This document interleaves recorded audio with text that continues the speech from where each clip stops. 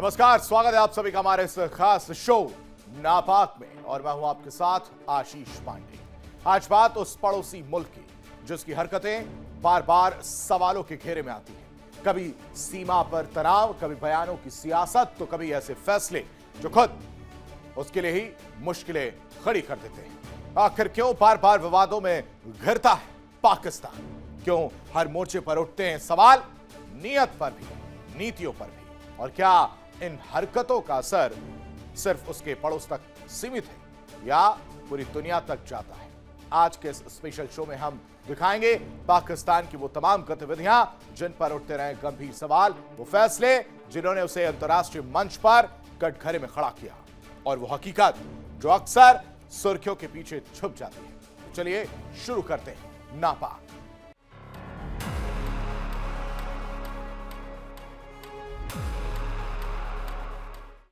आज बात कंगाल मुल्क पाकिस्तान की, जो कभी खुद को इस्लाम का झंडा बरदार बताता था, लेकिन आज हालात ऐसे हैं कि हराम और हलाल की बहस अब पेट की आग में जलकर राख हो चुकी है। पाकिस्तान की अर्थव्यवस्था अब शराब से चलेगी। वही पाकिस्तान जो आम मुसलमान के लिए शराब हराम है, लेकिन वही सरकार अब विदेशी बाजारों में शराब बेचकर खजाना भरने की कोशिश कर रही है। क्या यह मजबूरी है या पाखंड का ड्रामा है?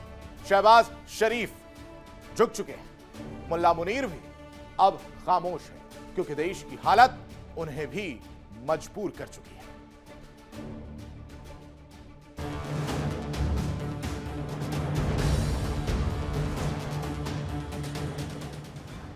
कंगाल पाकिस्तान, एक तरफ आईएमएफ का दबाव, दूसरी तरफ गिरती अर्थव्यवस्था और तीसरी तरफ खजाना खाली। इन सब के बीच बदहाल पाकिस्तान ने वो रास्ता चुना जिसे लेकर वो दुनिया को नसीहत देता रहा। पहले आपको सुनाते हैं पाकिस्तान की आवाम का दर्द। लोगों का जीना मुश्किल हो गया। कसम खुदा के लोग खुदकुशी कर रहे, लोग मर रहे। मैंने अपने आप को कैसे देखा, खाना नहीं, लोग परेशान रो रहे, कसम से लोग रो रहे। जिसकी बड़ी फैमिली है, जिनके 5 बच्चे हैं या 4 बच्चे, 3 बच्चे, उनका क्या कैसे सर? आपके कितने बच्चे? हमारा खुद 6 बच्चे। सुबह आते 7 बजे, रात को 12 बजे जाते, फिर भी पूरा नहीं हो रहा। जैसे फ्यूल महंगा हुआ है, 26 रुपए एकदम बढ़ा दिए, 12 रुपए कम करके 26 रुपए बढ़ा देते हैं। ये आवाम को पागल बनाया जा रहा है, कुछ भी नहीं है। गरीब इंसान क्या करेगा? गरीब इंसान 2 वक्त की रोटी कमा ले, यही बहुत बड़ी बात है। गरीब इंसान अगर दिहाड़ी पे काम करता है ना, उसकी दिहाड़ी मैक्सिमम 500-600 रुपए दिहाड़ी है, उससे अखराज है 1500-2000 के करके, जो भी सिर्फ 2 वक्त की रोटी, कोई ख्वाहिशें पूरी नहीं कर सकता बेचारा वो। राशन के रेट जिस वक्त जो आसमानों से बातें कर रहे हैं, इनके वाले से क्या? आज राशन के रेट ही बढ़ेंगे, इंसान की तनख्वाही नहीं बढ़ेगी। गरीब इंसान वही दबता जा रहा है, अमीर ऊपर होते जा रहा है। और राशन जो है ना, आटा महंगा, आटा ही खा सकता है बंदा, मुर्गी तो नहीं खा सकता। गोश्त इस दौर में गरीब इंसान नहीं खा सकता है, तो बंदा क्या करेगा? महंगाई के नीचे दबे जा रहा है इंसान, वो कोई पूछने वाला नहीं है। आज ये न्यूज चलेगा, कल वही हाल है हमारा। अल्लाह ताला ही पूरा कर रहा है, वरना हमारे बस की बात तो नहीं है। कैसे सर्वाइव कर रहे हैं आप? सर्वाइव तो ऐसे ही कर रहे हैं, उधार लेके गुजारा कर रहे हैं। कारोबार है नहीं, 10-12 हजार 15 रुपए का सेल होता है, 5,000 रुपए सेल नहीं होता पूरा दिन में, तो कहाँ से पूरा करेगा? गैस के बिल है, बिजली के बिल है, घर के खर्चे, 5-6 बच्चे। हम लोग परेशान है कि कारोबार कर रहे हैं, बाकी हालात तो उसके तो हमारे से बहुत बेहतर होगा।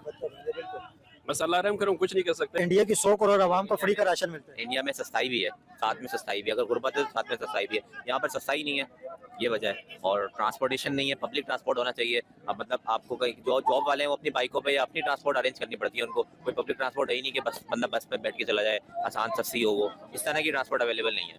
आपके सामने ये ऑरेंज लाइन प्रोजेक्ट है, ये पैसे बर्बाद हुए, इसके अंदर कुछ भी नहीं हुआ।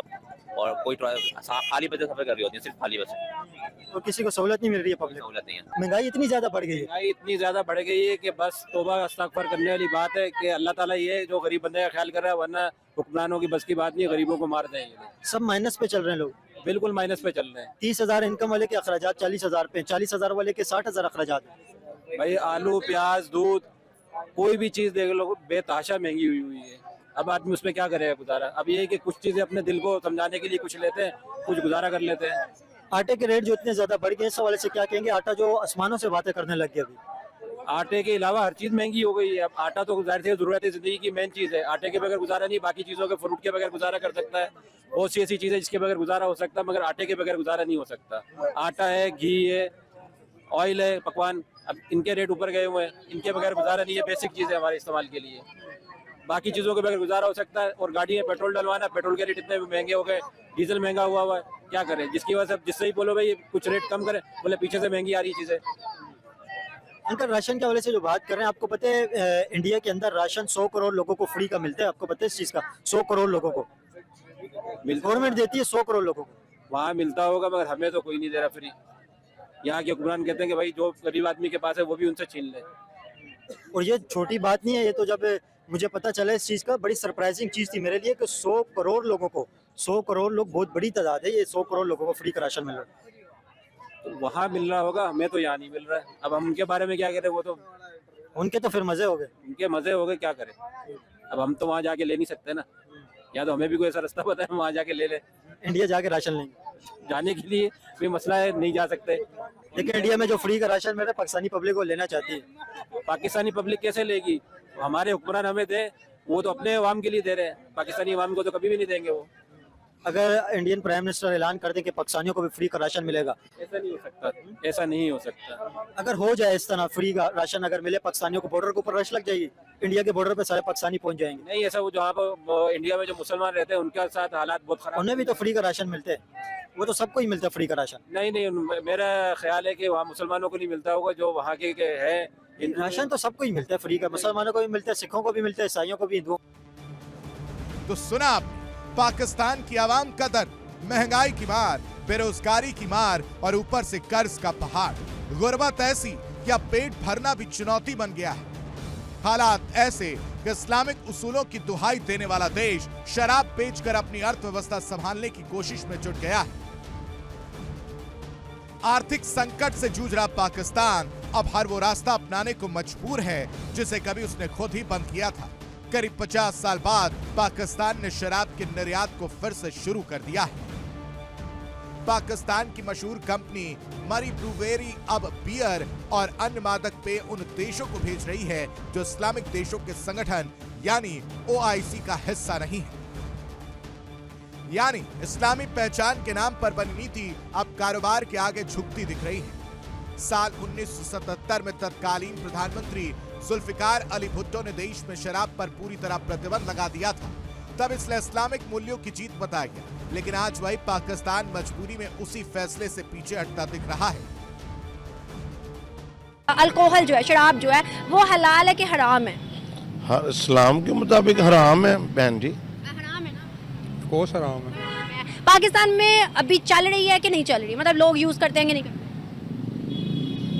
पाकिस्तान में चल रही है, बिल्कुल चल रही है। जो हमारे क्रिश्चियन बरादरी है तो उनको तो आई गेस लाइसेंस भी मिलता है इस चीज़ का। मुस्लिम्स की बात करें, चल रही है, चल रही है। अल्कोहल हराम है या हलाल है? हराम है। हराम है ना? जी जी। हमारे पाकिस्तान में, इस्लामी जमहूरिया पाकिस्तान, इसमें चल रही है कि नहीं चल रही? चल रही है अब। खुल्लम खुल्ला ना? जी जी। खुल्लम खुल्ला। अभी सऊदी ने अल्कोहल को वो कर दिया, अलाउ कर दिया। उन्होंने कहा है कि जितने भी डिप्लोमेट्स हैं दुनिया से जो उधर काम कर रहे हैं, डैडी हैं, उनको हम खुद प्रोवाइड करेंगे, खुद देंगे। क्या समझते हैं, उन्होंने सही किया कि गलत किया? उन्होंने गलत किया। कुरान की तालीमात के हिसाब से देखा जाए, सूरत हिजरात में आता है अल्लाह ने शराब पी के आप मस्जिद में नहीं जा सकते, नमाज नहीं पढ़ सकते, तो अल्लाह ने हराम किया। तो ये तो सरासर इसके खिलाफ आवाज़ उठानी चाहिए मुस्लिमत उम्मा को, उलमा को इसके बारे में ख़ास तौर पे जुम्मे में और इस मीडिया पे बताना चाहिए लोगों को इसके बारे में। बताना चाहिए ना। सऊदी को पहले बताने से बेहतर नहीं हम अपने लिए आवाज़ उठा लें कि भाई पाकिस्तान में जो हराम चीज़ें हो रही हैं उसको हलाल किया जाए? जी जी, ऐसे ही है। आपको नहीं लगता कि वो खुद तो नहीं पी रहे, उन्होंने अलाउ किया है दूसरों के लिए, हमने तो खुद पीना शुरू किया? जी जी, ऐसे गलत कौन है? हम खुद ही हम हुए ना, सऊदी से ज्यादा बूढ़े हुए ना। जी जी। तो फिर सऊदी को क्रिटिसाइज करने से पहले हमें खुद को सही करना पड़ेगा। जी जी, ऐसे ही है। मुझे बताइएगा, हमारे अंदर से कुछ लोग निकलते हैं, जैसे कि हमारे एक्स फॉर्मर थे लाल टोपी वाला जिसे कहा जाता है, जैद हामिद। वो हमेशा हर चीज़ का, जब भी सऊदी के अंदर ऐसा कुछ होता है ना, वो कहते हैं कि भाई इंडिया करवा रहा है, इंडिया ने किया है। क्या आपको लगता है इंडिया करवाता? नहीं, इंडिया तो नहीं करवाता। ये पाकिस्तान के अंदर ही वो एजेंसियां हैं, तंजीमें हैं जो वो काम करवाती हैं। अभी इंडिया के तरफ से जो सऊदी के 55 आर्मी नेवी ऑफिसर्स हैं ना, उनको ट्रेनिंग दी गई है। क्या लगता है कि इंडिया दे सकता है? हम क्यों नहीं? हमारे भी तो ऑफिसर्स बहुत ज़्यादा काबिल हैं, हमारी आर्मी बहुत काबिल है, लेकिन सऊदी ने इंडिया को क्यों चूज़ किया, हमें क्यों नहीं किया? मईशत के हवाले से देखा जाए तो इसीलिए उनको ज़्यादा आगे लाया जा रहा है, क्योंकि उनकी मईशत ज़्यादा है। हर शोबे में वो तरक्की कर रहे हैं। पाकिस्तान जो है वो नीचे आ रहा है हर रोज़ बरोज़। कमियां हम में है कि दूसरे हमारे ऊपर टारगेट रख के, नजर रख के नहीं है कमियाँ, जी, हमें जी। ठीक होना पड़ेगा। जी, जी। दूसरों को ब्लेम करने से पहले खुद को सही करना पड़ेगा। भाई खुद ठीक होंगे ऑटोमेटिकली हमारा राज होगा। जी जी ऐसे ही है। क्या मैसेज देंगे सऊदी ने? आप बताएं, सऊदी ने सही किया कि गलत किया? सऊदी ने तो अब उसके बारे में तो हम यही कहेंगे, वो तो एक पॉलिटिकल होगा उनका बयान, लेकिन वो हम खुद ही गलत हैं, हम खुद। चौंकाने वाली बात यह है कि देश के भीतर शराब पर अब भी कड़ी पाबंदी है, खासकर मुस्लिम नागरिकों के लिए। लेकिन विदेशों में शराब बेचकर डॉलर कमाने की कोशिश, क्या ये दोहरी नीति नहीं? और सबसे बड़ा ट्विस्ट है कि ब्रेवरी सेना प्रमुख असीम मुनीर के आवाज के ठीक सामने मौजूद है। यानी सत्ता के साए में शराब का कारोबार और आम जनता के लिए सख्त पाबंदी। पाकिस्तान में शराब की कानूनी बिक्री सिर्फ धार्मिक अल्पसंख्यकों और विदेशियों तक सीमित है। इसके बावजूद अवैध शराब का कारोबार बड़े पैमाने पर चलता है। कई बार जहरीली शराब पीने से मौतों की खबरें भी सामने आती रही हैं। ऐसे में शराब निर्यात की इजाजत पाकिस्तान की नीति और नैतिकता दोनों पर सवाल खड़े करती है। दिलचस्प बात है कि सऊदी अरब ने भी गुपचुप तरीके से गैर मुस्लिमों को शराब पीने की अनुमति दी। रियाद में खुली इकलौती शराब दुकान पर लंबी कतारें देखने को मिली थी। अब पाकिस्तान का यह फैसला भी संकेत देता है कि आर्थिक मजबूरी के आगे धार्मिक सख्ती में ढील दी जा रही है। कस्टमर मांग भी रहा है तो हम नहीं दे रहे हैं, क्योंकि कस्टमर इतना बोझ बर्दाश्त नहीं कर रहा है। हम जब रेट बोलता है वो बोलता है भाई इतना तो नहीं बिक रहा है, तो उसकी वजह से बस काम समझो 100 में अभी 20% कर रहा है, हल्का फुल्का, उसमें भी बस बचत नहीं है, मतलब गाड़ी को चलाना है बस।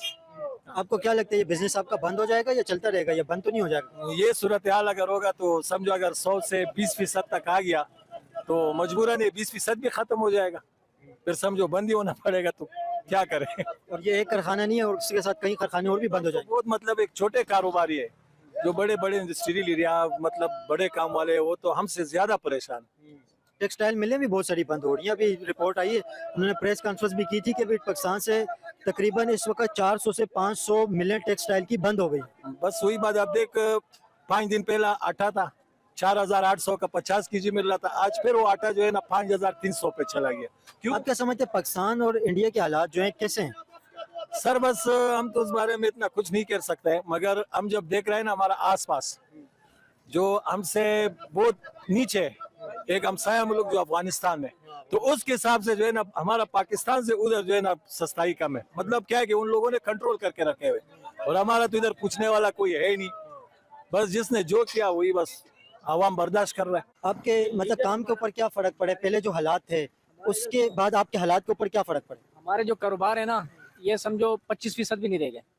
100 में से 25% भी नहीं रहे। 25% नहीं रहेगा, क्योंकि महंगाई इतनी हो गई है। अब जिस गाँव को हमारा काम है शादियों का, जिस गाँव को हम लोग 50,000 का सामान बना के देते थे ना, अब वो हो गया 1.5 लाख रुपए का, समझा ना। तो अब क्या से काम होगा? उसकी सोच और उसका दिमाग तो वही चल रहा है 50,000 60,000 रुपए में, समझा ना। वो भी यानी कि अच्छे लोग जो खाते पीते घराने, जो गरीब घराने वो तो बेचारे 40-50 भी नहीं होंगे। सुना हाल क्या है? हालात ये है कि पाकिस्तान के कुछ जगहों में तो लोगों के पास खाने और रहने तक की सुविधाएं नहीं। रोजगार से लेकर विकास तक हर चीज के लिए पाकिस्तान की आवाम तरस रही है। युवा रोजगार की मांग सरकार के सामने बीते कई सालों से रख रहे हैं। ये पूरी तरह आर्थिक मजबूरी का नतीजा है। पाकिस्तान के पास विदेशी मुद्रा की भारी कमी है, इसलिए अब वो हर संभव रास्ता तलाश रहा है। पाकिस्तान की शराब नीति जरूरत की मजबूरी है या सियासी पाखंड, फैसला पाकिस्तान की आवाम को करना है। लेकिन इतना तय है कि कंगाली में अब जाम ही आखिरी सहारा बन चुका है। Bureau report, India daily.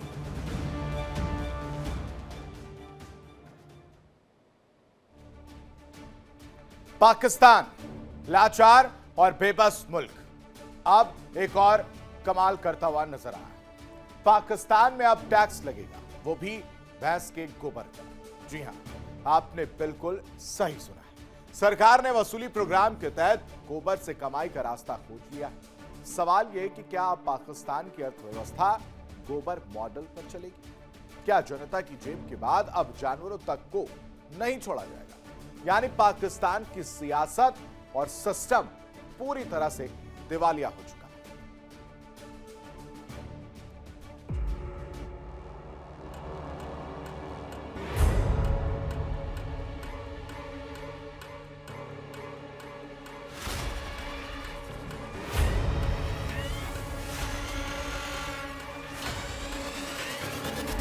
कंगाली की कगार पर खड़े पाकिस्तान में अब गोबर टैक्स की चर्चा तेज हो गई है। सरकार ने एक ऐसा वसूली प्रोग्राम तैयार किया है जिसमें भैंस के गोबर पर टैक्स लगाने का ऐलान किया गया है।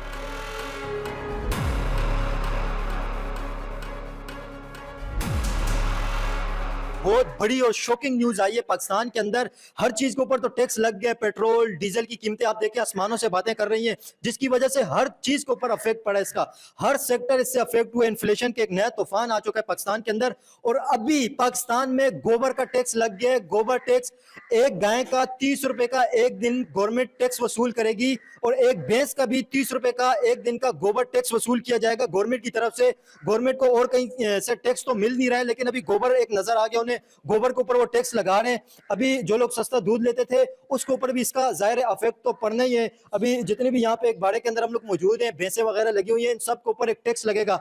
जो यहाँ पे भैंसों के मालिक हैं उनसे बात करते हैं कि वो इस गोबर टैक्स के हवाले से क्या कहते हैं और इस शॉकिंग न्यूज के हवाले से वो कितने ज्यादा शौक हैं। आप क्या कहेंगे? अभी गवर्नमेंट ने अनाउंस किया कि एक भैंस गाय के ऊपर 30 रुपए का एक दिन का गोबर टैक्स लगेगा। इसके बारे में आपका एक मतलब क्या ख्याल है? ये कैसी न्यूज है? बड़े साहब, ये जो न्यूज है ना, ये गलत है।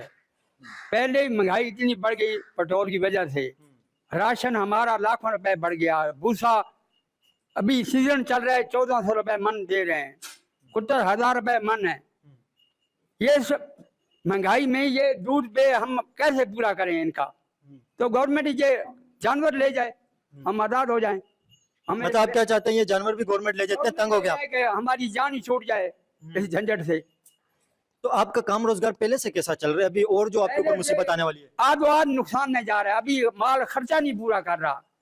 जब से पेट्रोल बढ़ा है, राशन खली महंगी हो गई, दरिया महंगा हो गया, हर चीज में 500 रुपए बोरी पे बढ़ा दिया।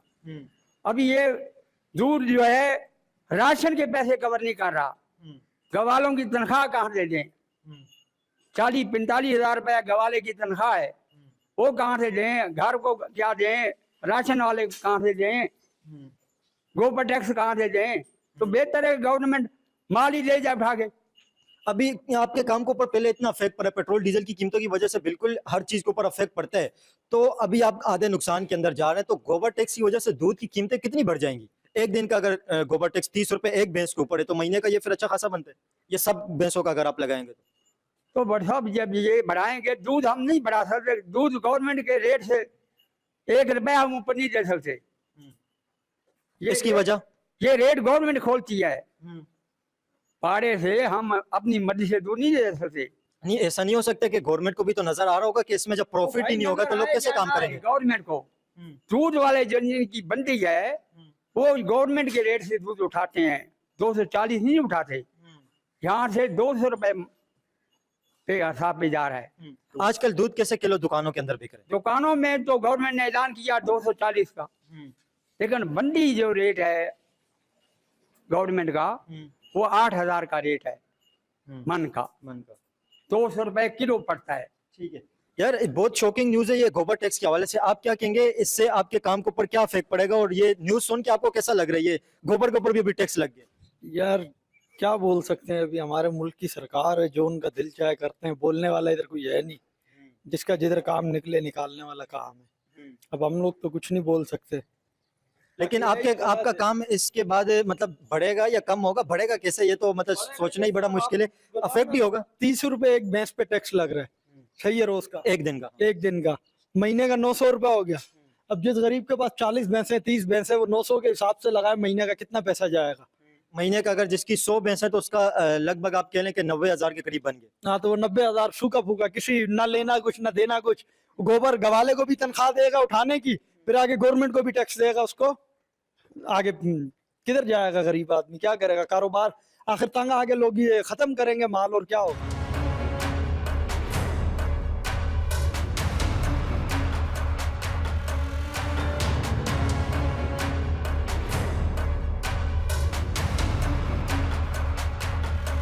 तो सुन लिया आपने, ये है पाकिस्तान की हकीकत। बताया जा रहा है कि इस फैसले के पीछे सरकार की मंशा राजस्व बढ़ाने की है। लेकिन सवाल ये है कि क्या अब आम जनता के बाद पशुओं को भी टैक्स के दायरे में लाया जाएगा? सुनिए, पाकिस्तान की आवाम क्या कह रही है।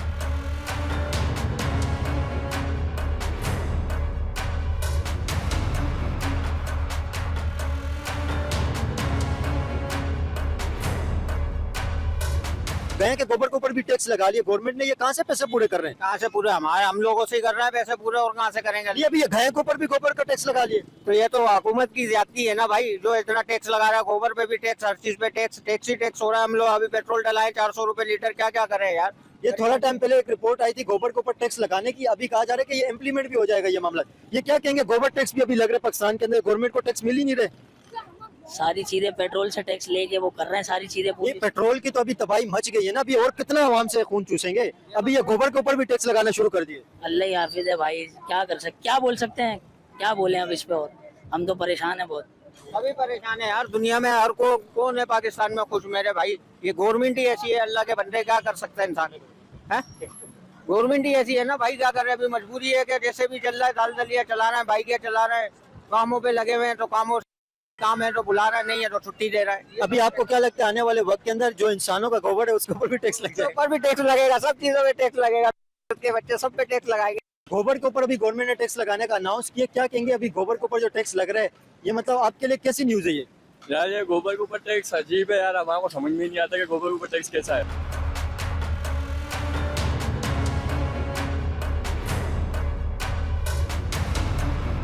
आर्थिक संकट से जूझ रहे पाकिस्तान में पहले ही महंगाई आसमान छू रही है। पेट्रोल, डीजल से लेकर खाने पीने की चीजें आम आदमी की पहुंच से बाहर हो चुकी हैं। ऐसे में गोबर पर टैक्स का फैसला लोगों के जख्मों पर नमक छिड़कने जैसा माना जा रहा है। ये कदम शहबाज शरीफ सरकार की बेबसी को दिखाता है, जहां देश की अर्थव्यवस्था को संभालने के लिए अब हर संभव जरिया तलाशा जा रहा है, चाहे वो कितना भी अजीब क्यों न हो।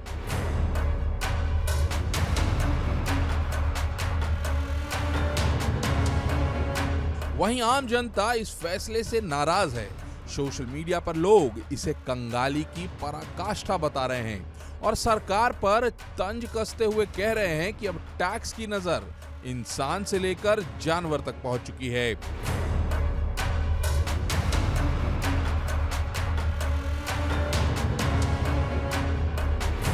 पाकिस्तान के डेयरी मालिक और गरीब किसान पहले से ही आसमान छूती महंगाई, चारे की बढ़ती कीमतों और बिजली की भारी किल्लत से जूझ रहे हैं।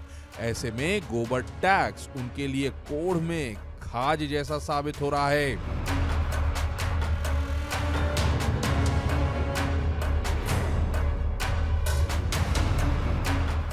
एक्सपर्ट्स का कहना है कि सरकार अपनी फिजूल खर्ची कम करने या अर्थव्यवस्था में सुधार करने के बजाय अब उन लोगों को निशाना बना रही है जो पहले से ही 2 वक्त की रोटी के लिए संघर्ष कर रहे हैं। एक तरफ पाकिस्तान के नेता और ब्यूरोक्रेट्स करोड़ों की लग्जरी गाड़ियों, विदेशी दौरों और मोटी तनख्वाहों का मजा ले रहे हैं, वहीं दूसरी तरफ एक गरीब किसान को अपनी भैंस के आउटपुट तक का हिसाब सरकार को देना पड़ रहा है।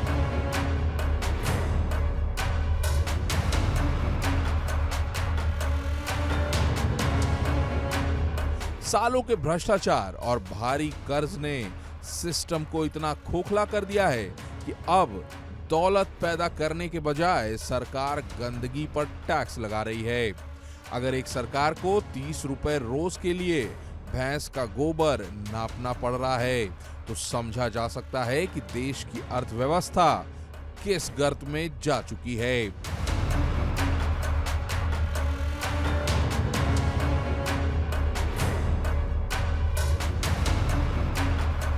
सवाल है कि क्या ऐसे फैसलों से पाकिस्तान की डूबती अर्थव्यवस्था को सहारा मिलेगा या फिर ये कदम जनता के गुस्से को और भड़काएगा। फिलहाल गोबर पर टैक्स का ये फैसला दुनिया भर में चर्चा का विषय बन चुका है।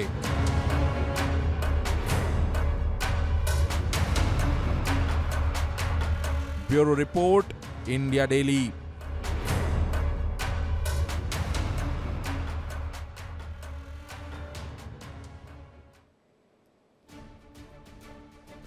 नापाक इरादे, दोहरी नीति और सच्चाई से भागते पाकिस्तान की कहानी सिर्फ एक देश की नहीं बल्कि उस सोच की है जो हकीकत से आंख चुराकर दिखावे की दीवार खड़ी करती है। एक तरफ दुनिया को नैतिकता का पाठ, दूसरी तरफ खुद ही अपने बनाए वसूलों और उसूलों को तोड़ने की होड़। सवाल यह है, कब तक चलेगा ये दोहरा खेल?